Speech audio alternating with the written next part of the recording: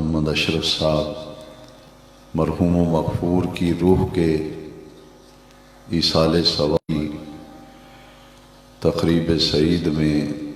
ہمیں حاضری کا شرف حاصل ہو رہا ہے۔ مرحوم کے فرزندان گرامی نے بڑی ہی باوقار ایصال ثواب کی محفل منعقد کی،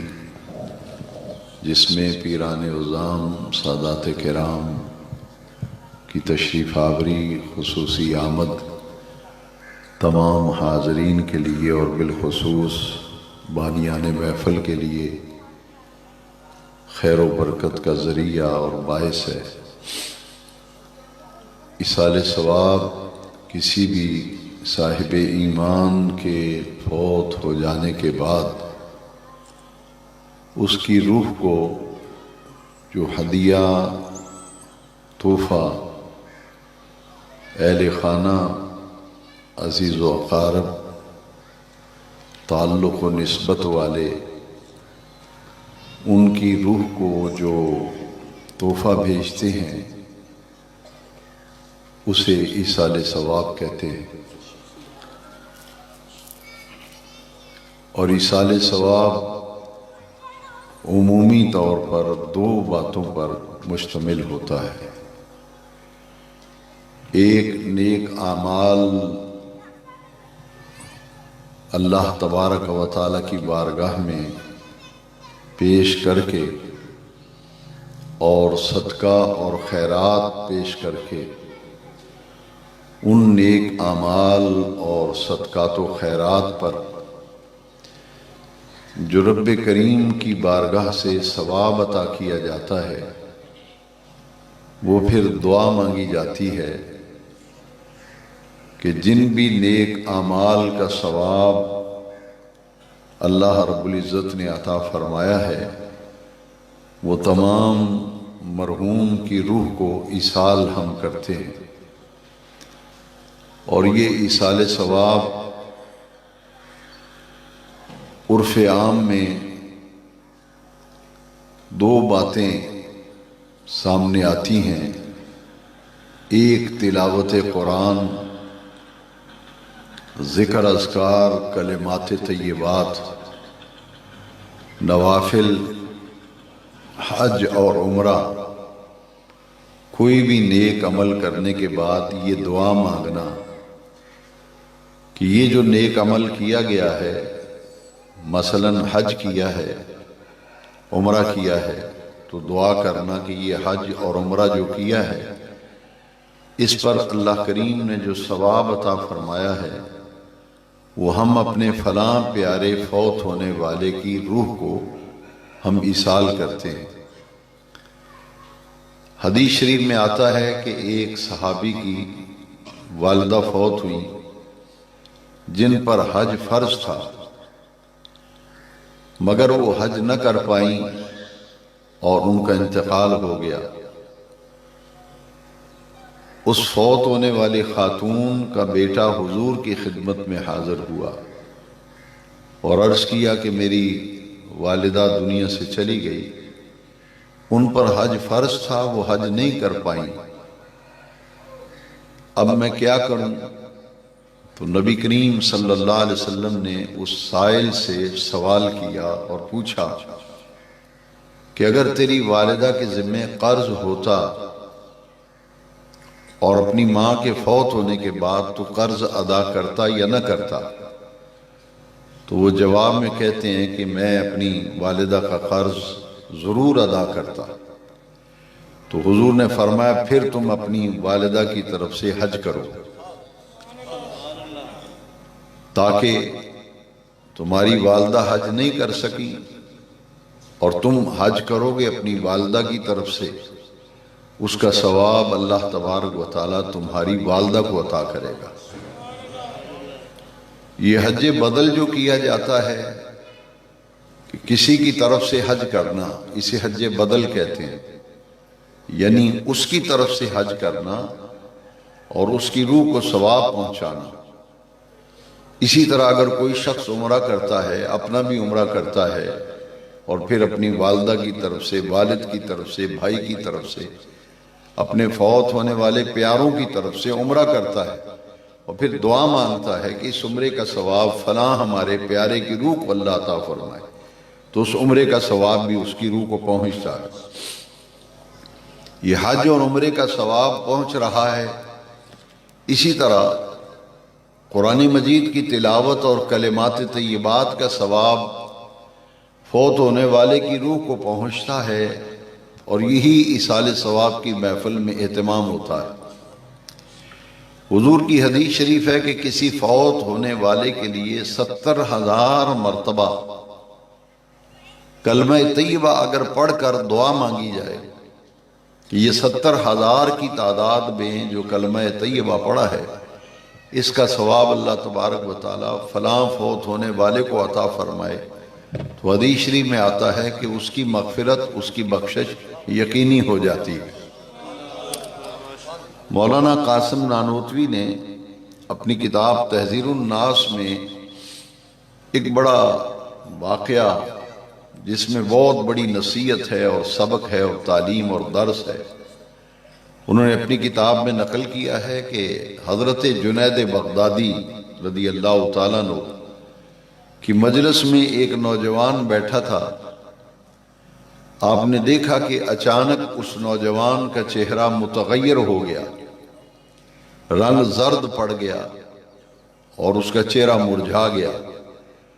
حضرت شیخ جنید بغدادی رحمت اللہ علیہ نے پوچھا کہ بیٹا کیا ہوا؟ تمہارے چہرے کی رنگت اچھی بھلی تھی، دیکھتے ہی دیکھتے رنگ متغیر ہو گیا، تمہارا رنگ زرد پڑ گیا، چہرہ مرجھا گیا، سبب اور وجہ کیا ہے؟ وہ نوجوان کہتا ہے کہ میں نے عالم برزخ میں دیکھا ہے کہ میری ماں کو قبر میں عذاب ہو رہا ہے، تو اپنی والدہ کو قبر میں عذاب ہوتے ہوئے دیکھ کر غم اور اندھو کی وجہ سے میری یہ کیفیت ہو گئی ہے۔ حضرت جنید بغدادی فرماتے ہیں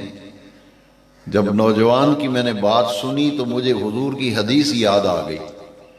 کہ 70,000 مرتبہ کلمہ طیبہ پڑھ کر فوت ہونے والے کی روح کو اگر ایصال کیا جائے، پہنچایا جائے،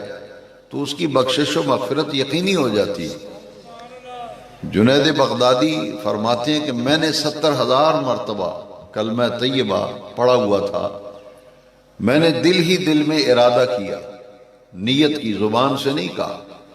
دل میں ارادہ کیا اور نیت کی، اور اللہ کی بارگاہ میں دعا مانگی دل ہی دل میں کہ باری تعالیٰ وہ جو 70,000 مرتبہ میں نے کلمہ طیبہ پڑھا ہے، یہ نوجوان جو اپنی والدہ کو قبر میں عذاب میں دیکھ رہا ہے، میں اس کی والدہ کی روح کو 70,000 مرتبہ پڑھا ہوا کلمہ طیبہ ایصال کرتا ہوں، وہ ثواب اس کی والدہ کو عطا فرما۔ حضرت شیخ جنید بغدادی فرماتے ہیں جیسے ہی میں نے 70,000 مرتبہ کلمہ طیبہ کا ثواب اس کی والدہ کی روح کو پہنچایا اور دعا مانگی، دیکھتے ہی دیکھتے اس کے چہرے کی رنگت اصل حالت میں واپس آ گئی، اس کا چہرہ کھل اٹھا اور گلاب کی طرح نکھر گیا۔ میں نے پوچھا بیٹا اب میں دیکھتا ہوں تمہارے چہرے کی رنگت اصل حالت پہ آ گئی اور تمہارا چہرہ خوشی اور مسرت سے کھلا ہوا ہے، تو بیٹا کیا وجہ ہے؟ اس نے کہا کہ حضرت ابھی میں دیکھ رہا ہوں کہ میری والدہ کی قبر کو اللہ تبارک و تعالی نے عذاب ختم کر کے میری والدہ کی قبر کو جنت کی باغیچوں میں سے ایک باغیچہ بنا دیا۔ میں والدہ کی قبر کو اب دیکھ رہا ہوں کہ گویا کہ جنت کی ایک کیاری ہے۔ حضرت جنید بغدادی فرماتے ہیں جب میرے سامنے یہ واقعہ پیش آیا تو مجھے 2 باتوں پر یقین کامل ہو گیا۔ ایک تو پہلے ہی میرا حضور کی حدیث پر یقین تھا کہ 70,000 مرتبہ فوت ہونے والے کے لیے کلمہ طیبہ پڑھا جائے تو بخشش یقینی ہوتی ہے، تو یقین تو پہلے ہی تھا، لیکن حق الیقین اور عین الیقین کی حد تک وہ یقین اوپر درجے میں چلا گیا کہ صادق و مصدوق نبی کریم علیہ السلام نے درست اور حق اور سچ فرمایا کہ یہاں کلمہ طیبہ ایصال ثواب کیا گیا ہے اور ان کی والدہ جو ہے ان کی قبر جنت کا باغ بن گئی۔ فرماتے ہیں ایک اس پر حق الیقین اور عین الیقین تک پہنچ گیا میں، اور دوسرا وہ نوجوان جس کے متعلق یہ معروف تھا کہ یہ صاحب کشف ہے نوجوان، اسے کشف حاصل ہے، یہ دل کی باتیں پہچان لیتا ہے، اور بطور خاص اسے کشف قبور حاصل ہے کہ قبر کے احوال پہ آگاہی رکھتا ہے۔ فرمایا اس کے صاحب کشف ہونے کا بھی مجھے یقین ہو گیا کہ میں نے تو دل ہی دل میں کلمے کا ثواب پہنچایا ہے، زبان سے تو کہا نہیں، لہذا حدیث بھی صادق و مصدوق نے جو فرمایا وہ درست اور حق اور عین الیقین کی صورت میں نے دیکھ لیا، اور دوسرا اس نوجوان کا صاحب کشف ہونا وہ بھی مجھ پہ واضح ہو گیا۔ آپ اندازہ فرمائیں کہ اگر کلمہ طیبہ کا فوت ہونے والے کو قبر میں اتنا فائدہ پہنچ رہا ہے تو پورے قرآن مجید کی تلاوت کا کتنا فائدہ قبر والے کو ہوتا ہوگا۔ اور صدقہ اور خیرات فوت ہونے والوں کی طرف سے جو کیا جاتا ہے، مسلم شریف سیاستہ میں بخاری کے بعد مسلم کا درجہ ہے، حضرت سعد رضی اللہ عنہ کی والدہ ماجدہ کا جب انتقال ہوا تو وہ حضور کے پاس آئے کہ میری والدہ فوت ہوئی ہے، کوئی ایسا عمل آپ ارشاد فرمائیں کہ میں کروں اور فائدہ میری ماں کو قبر میں پہنچے۔ حضور نے انہیں فرمایا تم اپنی والدہ کی طرف سے صدقہ کرو۔ تو حضرت سعد بن عبادہ رضی اللہ عنہ نے عرض کیا ایو صدقۃ افضل، کون سا صدقہ زیادہ فضیلت والا ہے؟ تو حضور نے فرمایا افضل الصدقۃ ماؤن، فضیلت والا صدقہ پانی ہے۔ حضرت سعد نے پورا ایک کنواں اپنی ماں کے نام پر وقف کیا، اور حدیث شریف میں یہ لفظ موجود ہے ھذہ لأم سعد، یہ کنواں سعد کے ماں کے نام پہ وقف کیا گیا ہے، جب تک اس کنویں سے پانی لوگ پئیں گے سعد کی ماں کو قبر میں ثواب ملتا رہے گا۔ تو پڑھائی کا ثواب، صدقات و خیرات کا ثواب قبر میں پہنچتا ہے، اور دعائے مغفرت کی اتنی اہمیت ہے کہ قرآن مجید میں اللہ تبارک و تعالی نے ارشاد فرمایا والذین جاؤوا من بعدہم، وہ لوگ جو ان کے بعد آئے، یقولون، وہ یوں عرض کرتے ہیں ربنا اغفر لنا، یا اللہ ہماری بخشش فرما، وَلِإِخْوَانِنَا الَّذِينَ سَبَقُونَا بِالْإِيمَانِ، ہمارے ان بھائیوں کی بخشش فرما جو ہم سے پہلے اس دنیا سے رخصت ہو گئے۔ تو یہ دعا جو ہے اہل ایمان کے لیے بخشش کی دعا کرنا، قرآن مجید میں اس دعا کا ذکر آیا، اور نماز کے اندر ہر نمازی پڑھتا ہے ربنا اغفر لی ولوالدی وللمؤمنین یوم یقوم الحساب، یا اللہ میری بھی بخشش فرما، میرے والدین کی مغفرت فرما، حضور کی ساری امت کی مغفرت فرمانا جس دن حساب قائم کیا جائے گا۔ تو معلوم یہ ہوا کہ دعائے مغفرت میت کے لیے نفع بخش ہے، جبھی تو نماز کے اندر ہم یہ دعا مانگتے اور پڑھتے ہیں۔ اب اندازہ کر لیجئے کہ اہل ایمان کو، اہل ایمان ان کے وصال کے بعد نفع پہنچانے کے لیے جو نیک اعمال کرتے ہیں اس سے میت کی مغفرت ہوتی ہے۔ میری اب تک کی پوری گفتگو کو سمجھنے کے لیے ایک حدیث شریف بڑی اہم ہے جو مشکوٰۃ شریف کے اندر ہے، اس کو غور سے سن لیں، ساری بات سمجھ میں آ جائے گی۔ حضور نے فرمایا مل میت فی القبر الا کالغریق المتغوص ینتظر دعوة تلحقه من اب او ام او اخ او صدیق۔ حضور نے فرمایا میت قبر میں اس طرح ہوتی ہے جیسے پانی میں ڈوبنے والا فریادی ہوتا ہے۔ مل میت فی القبر الا کالغریق المتغوص، ڈوبنے والا جس طرح پانی میں ڈوب رہا ہو نہر میں تو وہ کہتا ہے مجھے بچاؤ، میں ڈوب گیا مجھے بچاؤ۔ حضور نے فرمایا قبر میں میت اس طرح ہوتی ہے۔ ینتظر، قبر والا انتظار کرتا ہے کس چیز کا؟ دعوتاً، دعا کا، تلحقہ من اب او ام او اخ او صدیق۔ پیارے نبی کریم علیہ السلام نے رشتے گنوائے، باپ، ماں، بھائی، بہن، عزیز و اقارب، جب فوت ہونے والے کے لیے دعا کرتے ہیں بخشش کی، مغفرت کی، حدیث شریف میں آتا ہے تلحقہ، جب وہ دعا اس کو قبر میں پہنچتی ہے تو اس کو قبر میں اتنا سکون ملتا ہے، اتنی راحت ملتی ہے کہ اگر مال اور دولت دنیا کا کسی کو مل جائے تو مال و متاع دنیا ملنے پر جتنی راحت اور مسرت ہوتی ہے، قبر والے کو اس سے کہیں زیادہ خوشی قبر میں اس وقت ہوتی ہے جب اس کی روح کو ثواب پہنچایا جاتا ہے یا اس کے لیے بخشش مغفرت کی دعا کی جاتی ہے۔ اور ایک اور حدیث شریف میں نبی کریم علیہ السلام نے فرمایا میری امت امت مرحومہ ہے، اور میری امت میں بہت سے لوگ ایسے ہیں جو قبروں میں دفن ہوں گے تو پہاڑوں کے برابر ان کے ذمہ گناہ ہوگا۔ یہ بھی حدیث شریف مشکاۃ شریف میں، جب انہیں قبر میں دفن کیا جائے گا پہاڑوں کے برابر ان کے ذمہ گناہ ہوں گے، قیامت کو جب اپنی قبروں سے اٹھیں گے تو ان کے ذمہ کوئی گناہ نہیں ہوگا۔ صحابہ کرام نے حضور سے پوچھا کہ اس کی وجہ کیا ہے، کہ جب تدفین ہوئی تھی تو پہاڑوں کے برابر ان کے ذمہ گناہ تھے، اب قیامت کو جب قبر سے اٹھے ہیں تو ان کے ذمہ گناہ ہی کوئی نہیں، اس کی وجہ کیا ہے؟ نبی کریم علیہ السلام نے فرمایا ان کے اہل و عیال، ان کے عزیز و اقارب، ان کے احباب ان کے لیے بخشش کی دعائیں مانگیں گے، مغفرت کی دعائیں کریں گے، تو ان کی دعاؤں کی وجہ سے اللہ تبارک و تعالی میت کی مغفرت فرما دے گا۔ ایک بات ذہن نشین کر لیں، کسی بھی صاحب ایمان جو دنیا سے فوت ہو جائے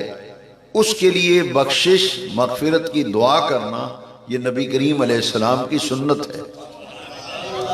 فوت ہونے والے کے لیے بخشش کی دعا کرنا مسنون ہے۔ حضرت معاذ رضی اللہ تعالیٰ عنہ کا جب وصال ہوا تھا تو حدیث شریف میں ہے کہ حضور ان کے گھر تشریف لے گئے تعزیت کے لیے، تو وہاں افسوس کے لیے کچھ لوگ آئے ہوئے تھے، تو حضور نے کیا فرمایا؟ فرمایا استغفروا لاخیکم معاذ، فرمایا اپنے بھائی معاذ کے لیے اللہ تعالیٰ سے بخشش کی دعا مانگو۔ یہ جو تعزیت کرنے ہم جاتے ہیں اور جو فوت ہونے والا ہے اس کے لیے بخشش کی دعا کرتے ہیں، یہ حضور کی سنت ہے۔ حضور حضرت معاذ کے گھر تشریف لے گئے اور جتنے لوگ بیٹھے ہوئے تھے فرمایا اپنے بھائی کے لیے بخشش کی دعا مانگو، اور یہ دعا اتنی نفع بخش ہے، اس پر ایک فیصلہ کن حدیث شریف ہے۔ حضرت امام جلال الدین سیوطی رحمۃ اللہ علیہ کی بڑی مشہور و معروف کتاب ہے شرح الصدور باحوال الموتى والقبور، موت اور قبر کے احوال پر بہترین کتاب لکھی، 6 صدی ہجری کے مجدد بھی تھے، 6 صدی ہجری کے محدث بھی تھے حضرت امام جلال الدین سیوطی علیہ رحمہ، جنہوں نے 70 مرتبہ حالت بیداری میں حضور نبی کریم علیہ السلام کے دیدار کا شرف حاصل کیا تھا۔ موت اور قبر کے احوال پر شرح الصدور باحوال الموتى والقبور، قبروں کے حالات اور موت کے حالات پر انہوں نے بہترین عربی میں کتاب لکھی ہے، جس کا ترجمہ ہو چکا ہے، ٹرانسلیشن ملتی ہے، شرح الصدور باحوال الموتى والقبور۔ اس میں حضرت انس رضی اللہ تعالیٰ عنہ حدیث کے راوی ہیں، جیسا کہ آج ہم ایصال ثواب کے لیے جمع ہیں، ابھی ہم دعا مانگیں گے۔ یہ باتیں میں آپ سے اس لیے عرض کر رہا ہوں کہ ہمارے ذہن میں یہ بات راسخ ہو جائے کہ ہم دنیا کی کسی رسم کے لیے یہاں نہیں بیٹھے، ہمارا ایک ایک لمحہ جو ہے یہاں بیٹھنا عبادت میں گزر رہا ہے، کہ ہم دین کی تعلیم اور تبلیغ کی نیت سے بیان سن رہے ہیں، اور میں اسی نیت سے عرض کر رہا ہوں، تلاوت ہوئی ہے، نعت شریف پڑھی گئی ہے، ابھی فاتح خوانی ہوگی، یہ سارے نیک اعمال جو ہیں اس کا میت کو کیا فائدہ ملتا ہے؟ کیوں جمع ہیں سب؟ غور سے سننے والی حدیث شریف ہے، میں حوالہ پہلے عرض کر چکا ہوں، امام سیوطی نے شرح الصدور میں باحوال الموتى والقبور میں حدیث نقل کیا، انس راوی ہیں۔ جب ہم دعا مانگیں گے تو حدیث شریف میں آتا ہے کہ دعا مانگ کر ہاتھ چہرے پہ پھیرنا حضور کی سنت ہے، تو ابھی ہمارے ہاتھ نیچے نہیں آئیں گے، جنت میں سے ایک طبق لے کر نوری فرشتہ، اس کی ڈیوٹی لگتی ہے، وہ جنت سے نورانی طبق لے کے آتا ہے، جتنے کلمے طیبات پڑھے جاتے ہیں، درود شریف پڑھا جاتا ہے، جتنی سورتیں پڑھی جاتی ہیں، جتنے سپارے پڑھے جاتے ہیں، جو نیک اعمال ہوتے ہیں، ان کا ثواب نورانی طبق میں سجاتا ہے۔ جتنی دعائیں مانگی جاتی ہیں وہ طبق میں سجاتا ہے، جتنا ان کی طرف سے صدقہ و خیرات کیا جاتا ہے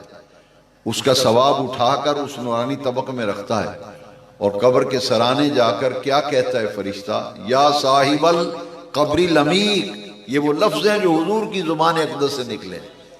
نبی کریم علیہ السلام نے فرمایا وہ فرشتہ کہتا ہے، سرانے کی طرف کھڑا ہوتا ہے، میت کو کہتا ہے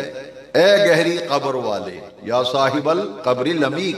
اے گہری قبر والے، ھذا من اہلک، یہ تیرے گھر والوں نے تیرے لیے تحفہ بھیجا ہے۔ ہمارے استاد صاحب جب یہ پڑھاتے تھے شرح الصدور اس حدیث کی شرح، تو وہ فرماتے تھے جس طرح گھر میں مہمان آئے تو ایک ٹرے کے اندر آدمی چائے دانی بھی رکھتا ہے، کپ بھی رکھتا ہے، اس میں کھانے پینے کی اشیاء بھی سجاتا ہے، اور مہمان کے جب سامنے ٹرے لے کے جاتا ہے تو ایک ہی چیز اٹھا کے اس کے سامنے رکھتا ہے۔ وہ مثال دیتے تھے کہ حدیث شریف کا مضمون یہ بتاتا ہے کہ جب فرشتہ سرانے کی طرف جا کے کہتا ہے نا یا صاحب القبر العمیق، اے گہری قبر والے، ھذا من اہلک، تیرے گھر والوں نے تیرے لیے تحفہ بھیجا ہے، پھر وہ کہتا ہے اتنے قرآن مجید کا تحفہ قبول کر، اتنا تیرے لیے کلمہ طیبہ پڑھا گیا، یہ لے کلمہ طیبہ کا ثواب، اتنے سپارے پڑھے گئے یہ لے اس کا ثواب، اتنی مرتبہ سورہ یاسین پڑھی گئی ہے، وہ طبق سے اٹھاتا جاتا ہے، یہ یاسین کا ثواب ہے سورہ کا، یہ سورہ ملک کا ثواب ہے، یہ سورہ رحمان کا ثواب ہے، یہ 1.25 لاکھ کلمہ طیبہ کا ثواب ہے، یہ 70,000 مرتبہ درود شریف کا ثواب ہے۔ اور جب وہ ثواب پہنچایا جاتا ہے، میت جب وصول کرتی ہے تو حدیث شریف میں ہے میت کو اتنی راحت ملتی ہے، اتنی خوشی ہوتی ہے کہ دنیا کا مال اور دولت سب اس کو مل جائے تو جتنی راحت اسے ملتی ہے اس سے کہیں زیادہ قبر والے کو اس وقت خوشی ملتی ہے، راحت ملتی ہے، سکون ملتا ہے جب اس کو قبر میں ان چیزوں کا ثواب پہنچتا ہے۔ یہ ہے ایصال ثواب کی حقیقت۔ یہ 40 دن کے بعد جو ہم جمع ہوتے ہیں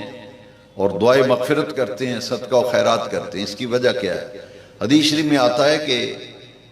40 دن تک روح کا تعلق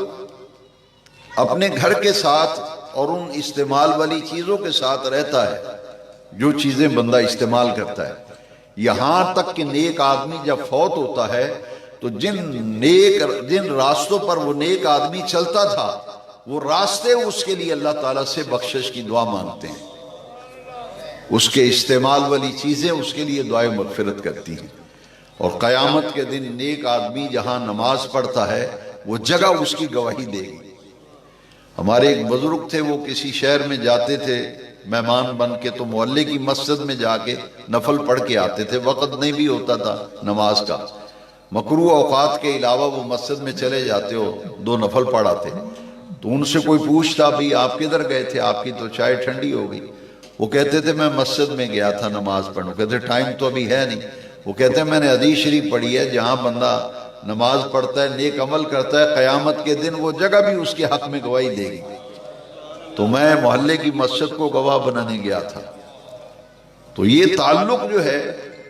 اور تیسرے دن جو کل شریف کیا جاتا ہے وہ کیوں کہ شریعت مطہرہ میں سوگ 3 دن تک ہے، 3 دن کے بعد پھر شریعت کہتی ہے کہ اب دکان کھولو، کاروبار کرو، آؤ جاؤ، 3 دن تک شریعت مطہرہ میں سوگ رکھا گیا فوت ہونے والے کے لیے، وہ بھی اہل خانہ کے لیے۔ اور پھر حدیث شریف میں بتایا گیا کہ جس گھر میں فوتگی ہو جائے، یہ کوئی رسم و رواج نہیں ہے، لوگ دین کی بات سمجھتے نہیں، جس گھر میں فوتگی ہو جائے،